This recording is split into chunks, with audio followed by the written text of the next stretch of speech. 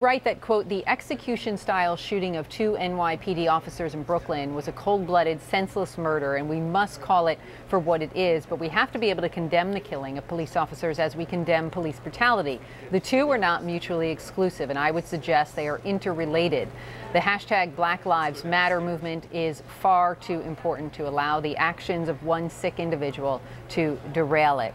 So let me ask you then, why do you think people are trying to link Saturday's murder with the protest movement? Well, I believe that first and foremost, there are people, particularly some police officers, who are not interested in reform of the system. The fact that people are being killed by police is a serious matter. The fact that police, in this instance, have been killed is a very serious and tragic matter. But we cannot forget the fact that this country is so violent, built on violence. And I think that the Black Lives Matter movement is really trying to get to the bottom of a system where people, particularly people of color, feel as if they are being threatened. Why should I feel as if, when I walk out of out of my house on the street or in my car and I see a police car, why should my heart start to race? Why should I feel as if my life is in danger?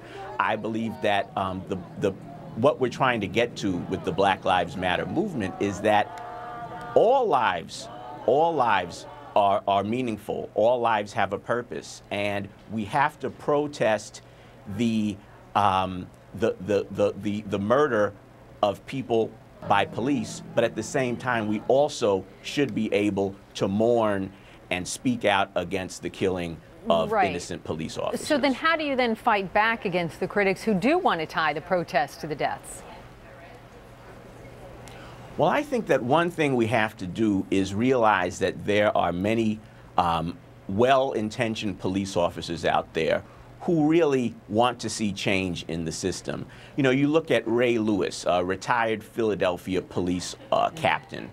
He has been involved in the Ferguson protests. I call him the lone soldier, the one police officer who was out there who was condemning violence by police against people.